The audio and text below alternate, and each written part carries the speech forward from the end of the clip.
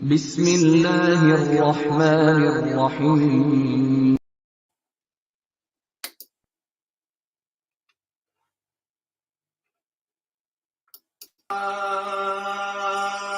الله أكبر الله أكبر الله أكبر الله أكبر أشهد أن لا إله إلا الله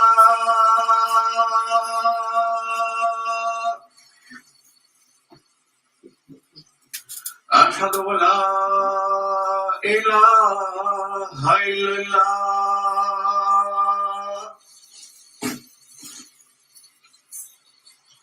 أشهد أن محمدا رسول الله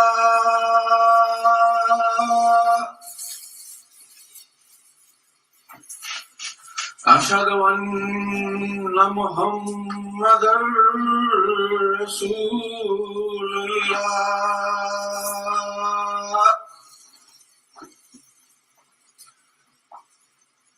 حي على الصلاة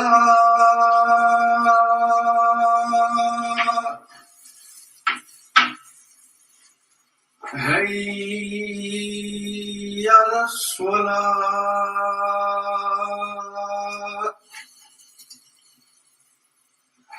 حي على الفلاح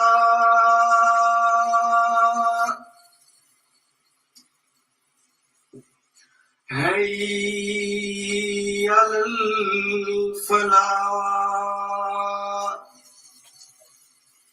الله أكبر الله أكبر لا إله إلا الله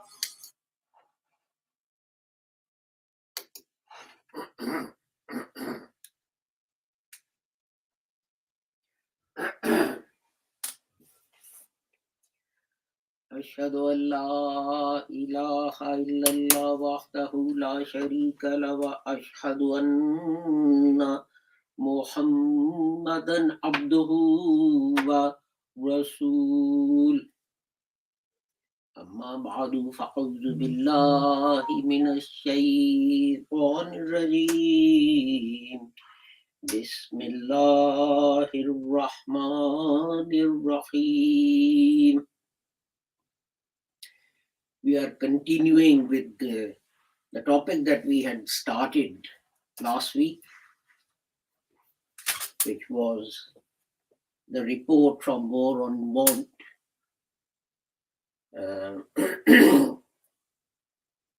about Israel.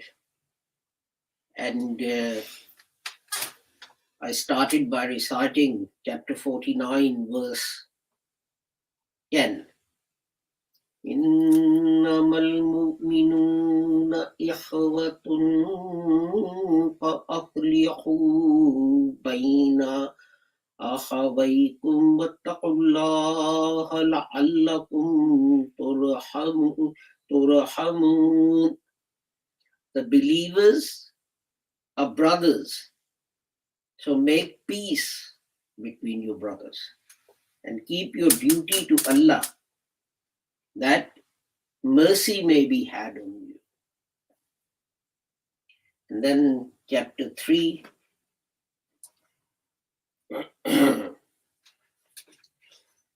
I'll only recite 2 verses, although I'll translate 4 of them. واعتصموا بحبل الله جميعا ولا تفرقوا واذكروا نعمة الله عليكم إذ كنتم أعضاء فألف بين قلوبكم فأصبحتم بنعمته برحمته إخوانا وكنتم على شفا حفرة من النار فأنقذكم منها كذلك يبين الله لكم آياته لعلكم تهتدون. And hold fast by the covenant of Allah all together and be not disunited, and remember Allah's favor to you. When you were enemies, then He united your hearts, so by His favor you became brothers. And you were on the brink of a pit of fire, and He saved you from it. Thus Allah makes clear to you His messages, that you may be guided. And from among you there should be a party who invite to good and enjoin the right and forbid the wrong. And these are the ones who are successful.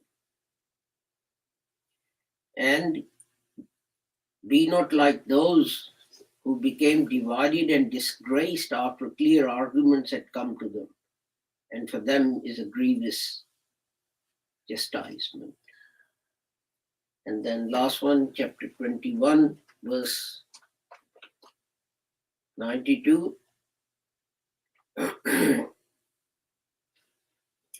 Inna hazihi ummatukum ummatan wahidatan wa ana rabbukum fa'budun.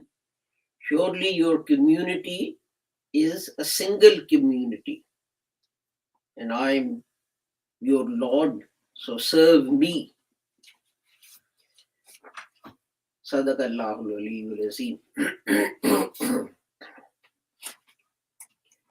And last week, I gave you the definition of what is apartheid and gave you some examples of how this is practiced in Israel.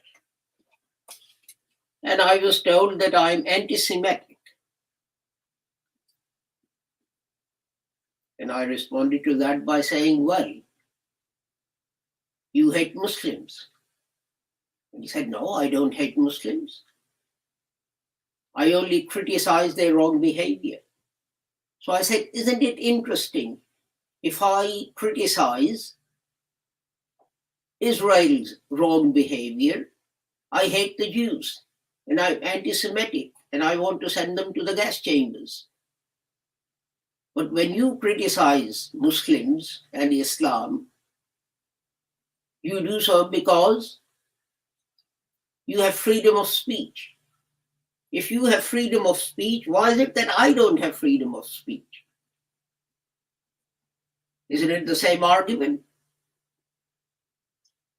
But that's a separate issue, and we'll deal with that at another time, how it is that Israel drops an atomic bomb on Cairo, and you say, well, you know, you killed 50 million people, and people say, look, he's Hitler's friend. He's anti-Semitic. He wants to kill the Jews. And they forget the fact that what Israel had done. So let's carry on and see what UN officials and committees on Israel said about apartheid. Richard Falk, in a report to UN Human Rights Council, said that Israel is guilty of racial discrimination, apartheid, and torture in its systematic oppression of the Palestinian people. John Dugard, a South African law professor, and he preceded Richard Falk. And he said, on the basis of the systematic and institutionalized nature of the racial domination that exists, there are indeed strong grounds to conclude that a system of apartheid has developed in the occupied Palestinian territory. Israeli practices in the occupied territory are not only reminiscent of, and in some cases worse than, apartheid as it existed in South Africa, but are in breach of the legal prohibition of apartheid. UN Committee on the Elimination of Racial Discrimination in 2012 said, two entirely separate legal systems and sets of institutions for Jewish communities grouped in illegal settlements on the one hand, and Palestinians living in towns and villages on the other. The committee declared that it was appalled at the hermetic character of the separation of the two groups who live in the same territory, but do not enjoy either equal use of roads and infrastructure or equal access to basic services and water resources. And it said to Israel that it must eradicate racial segregation and apartheid. In March 2017, UN Economic and Social Commission for Western Asia, they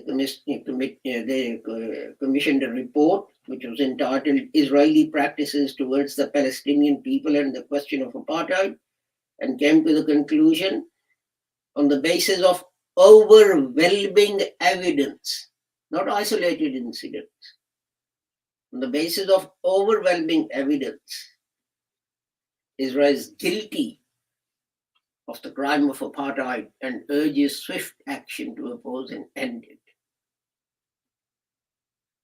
And in 2019, UN Committee on Elimination of Racial Discrimination said that Israel breached the Convention on Elimination of All Forms of Racial Discrimination, which Israel had ratified in 1979. Specifically Article 3, which prohibits racial segregation and apartheid. Mike Link, a UN special reporter on occupied Palestinian territory, said that formal annexation of part of the West Bank will only confirm a one-state reality characterized by a rigid two-tier system of legal and political rights based on ethnicity and religion. This would meet the international definition of apartheid. And then in 2020, he said the plan would crystallize a 21st century apartheid, leaving in its wake the demise of the Palestinians' right to self-determination. Legally, morally, politically, this is entirely unacceptable. Already we are witnessing forced evictions, displacements, land confiscation and alienation, settler violence, appropriation of natural resources, imposition of two-tiered system of unequal political, social, and economic rights based on ethnicity. In 2020, a UN report said Israel has recently promised that it will maintain permanent security control between the Mediterranean and the Jordan River. Thus, the morning after annexation would be the crystallization of an already unjust reality. Two people living in the same space, ruled by the same state, but with profoundly unequal rights. This is a vision of a 21st century apartheid. Human rights organizations, they've said the same thing. In 2020, 450 civil society groups produced a report which said, which asked UN to investigate Israel's apartheid regime over the Palestinian people as a whole and to take urgent action to end this. 2021. An Israeli organization, Batsalim, wrote a report examining Israel's policies and ended.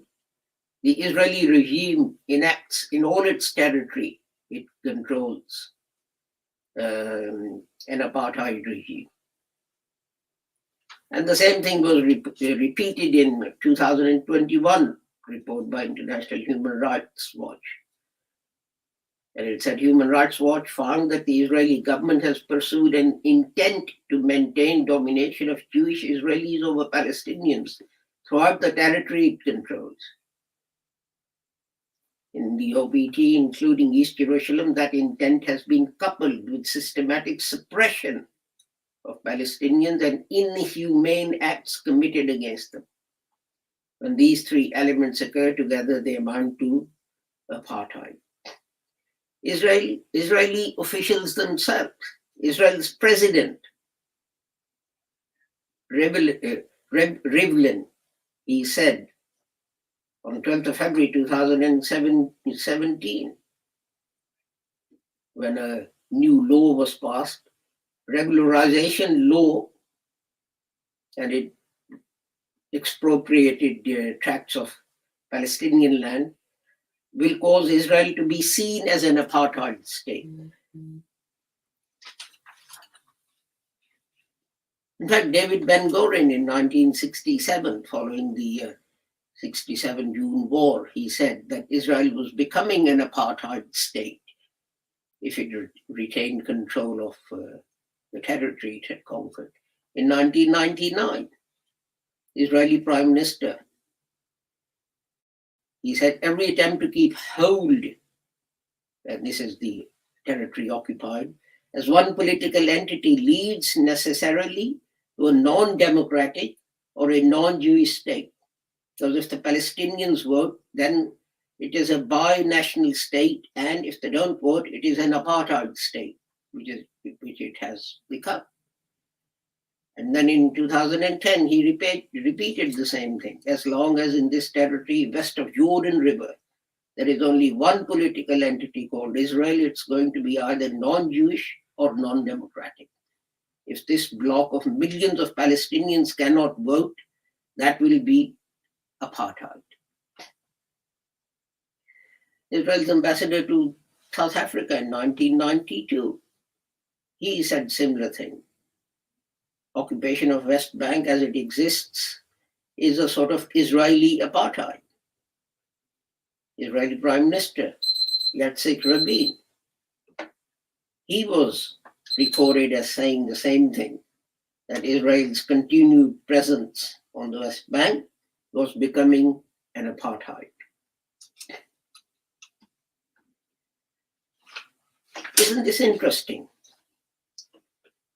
That the West is saying Israel is becoming an apartheid state and we should do something. And we have. You know what we've done?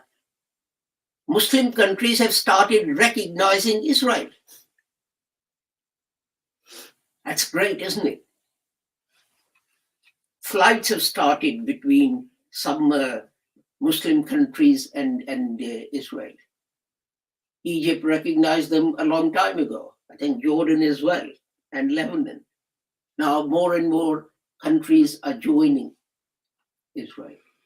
And then we innocently look and say, why are we humiliated? We are humiliated because of our violation of the dictates of the Holy Quran. That Muslims are one nation. If Muslims disagree, they should make Muslims should make peace between them. But what do we do? What do we do?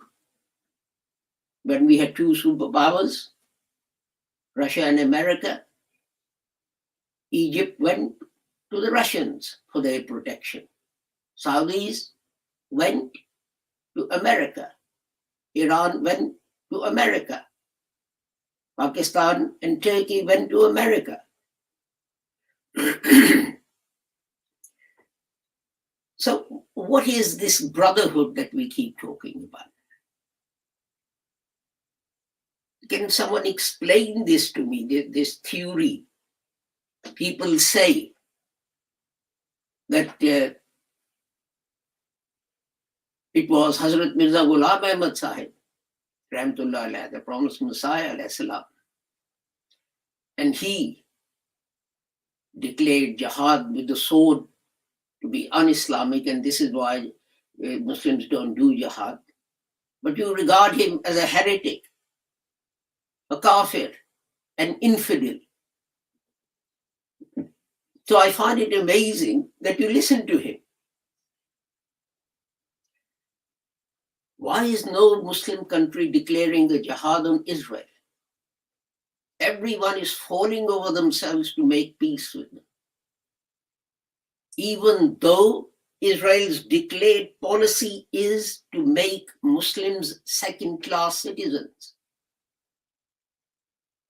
Their own statesmen, ambassadors, United Nations, Human Rights Watch, War on Want, everyone says so. But no one stands up for the rights of those poor Palestinians. Well, I said no one. There is only one organization in the world that has brought the plight of the Rohingya Muslims and the Palestinians to the attention of the world, and that is the Lahore Ahmadiyya movement. 2 or 3 weeks ago, a report was produced by War on Want, which said Israel is an apartheid state. It was briefly mentioned in 30 seconds on BBC and then forgotten about.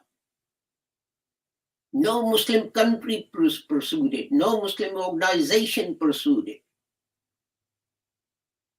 We have organizations in this country dedicated and devoted to destroying our organization, to killing me and other members of this organization. Leaflets were found in a mosque which said, "It is your duty to kill all Ahmadis."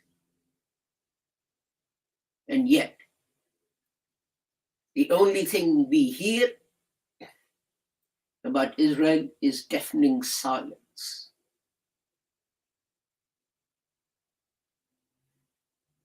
So why is it we pretend that Muslims are united in one nation and so on?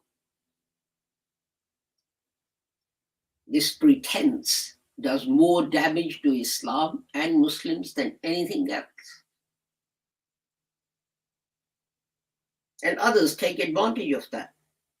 Of course they will, to further their own political ends and the advantage to their own countries.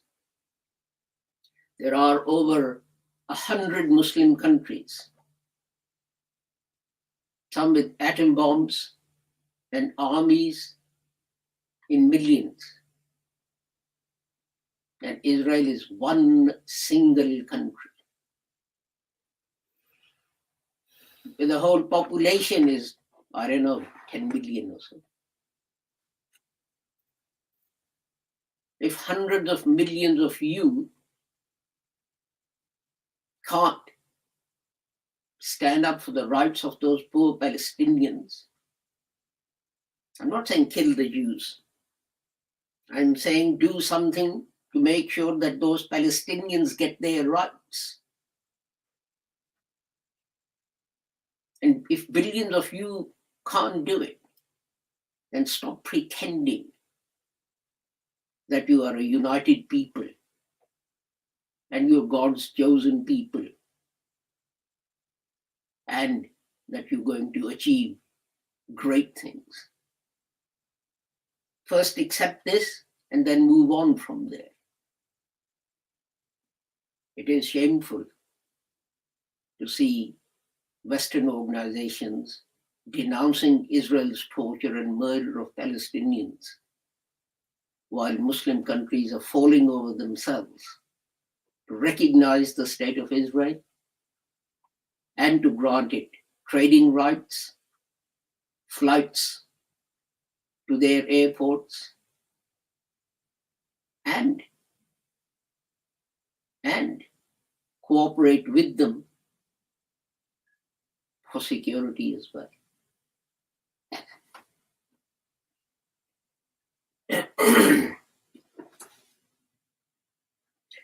Barakallahu lana wa lakum fil Quranil azim wa nafa'ana wa iyyakum bil ayat wa zikril hakim innahu ta'ala jawadun kareemun malikun barrufur rahim.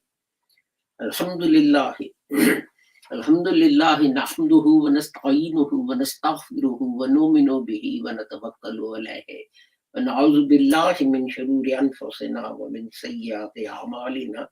من يهده الله فلا مضل له ومن يضلل فلا هادي له واشهد ان لا اله الا الله واشهد ان محمدا عبده ورسوله اللهم صل على محمد وعلى ال محمد كما صليت على ابراهيم وعلى ال ابراهيم انك حميد مجيد اللهم بارك على محمد وعلى آل محمد كما باركت على إبراهيم وعلى آل إبراهيم إنك حميد مجيد اللهم انصر من نصر دين محمد صلى الله عليه وسلم واجعلنا منهم واخذل من خذل دين محمد صلى الله عليه وسلم ولا تجعلنا منهم عباد الله रहमकुमुल्लाह इन्नल्लाह यअमुरु bill अदली वल ihsani व इताइ ज़िल कुर्बा व यनहा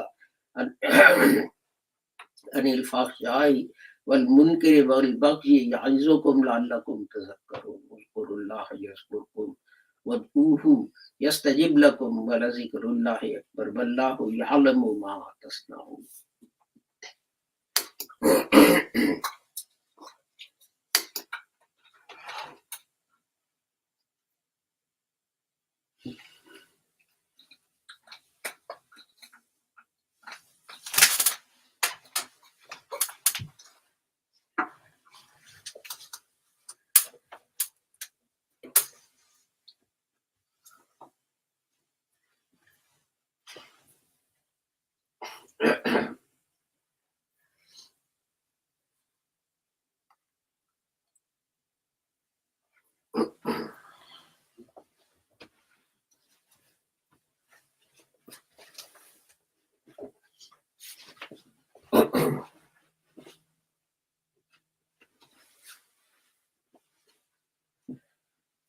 Ready? Yeah. Allahu Akbar, Allahu Akbar. Ashhadu an la ilaha illallah. Ashhadu anna Muhammadar Rasulullah.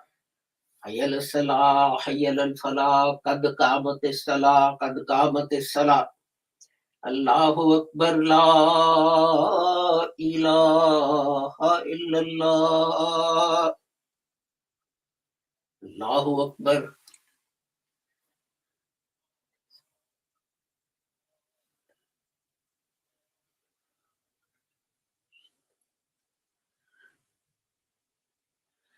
Alhamdulillahi Rabbil Alameen. Ar-Rahmanir Rahim. Maliki Yawmiddin. Iyyaka na'budu wa iyyaka nasta'in. Ihdinas siratal mustaqim. صراط الذين أنعمت عليهم غير المغضوب عليهم ولا الضالين آمين. قل هو الله أحد الله الصمد لم يلد ولم يولد ولم يكن له كفوا أحد. الله أكبر.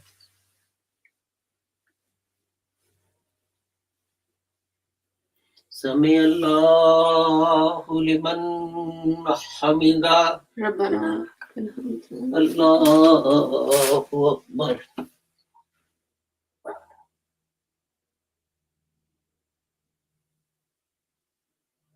الله أكبر.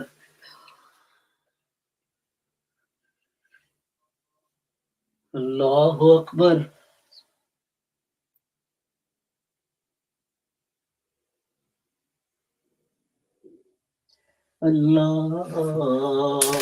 الله أكبر.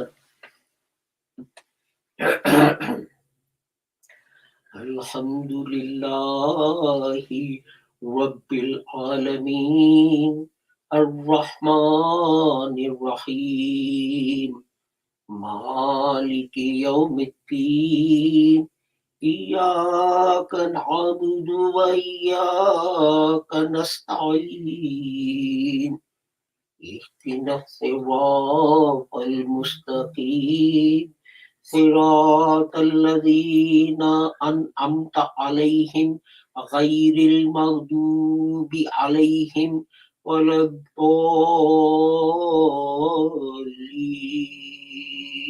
آمين.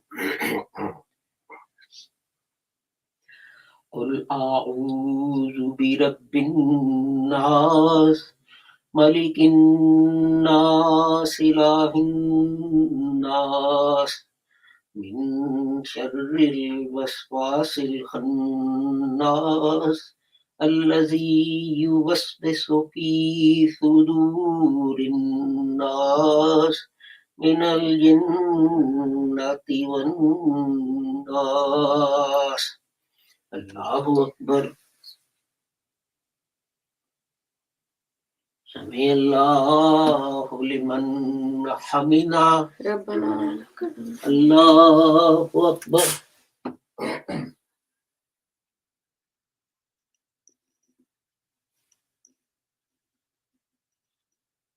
الله أكبر.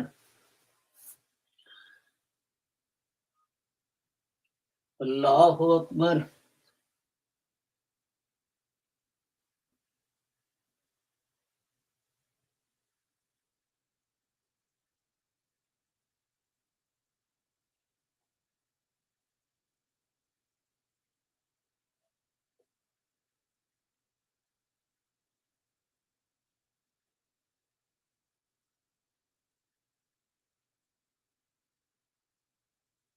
الله أكبر.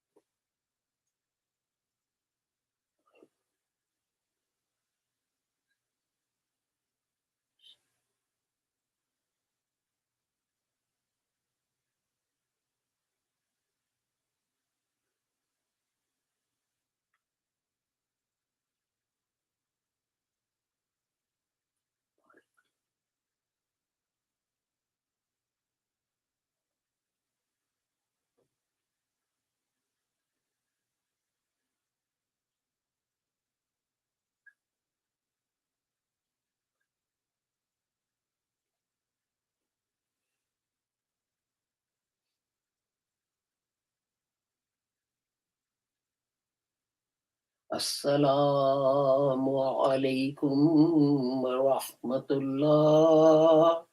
السلام عليكم ورحمة الله. أستغفر الله. أستغفر الله. ربنا آتنا في الأرض. اللهم أنت السلام ومنك السلام.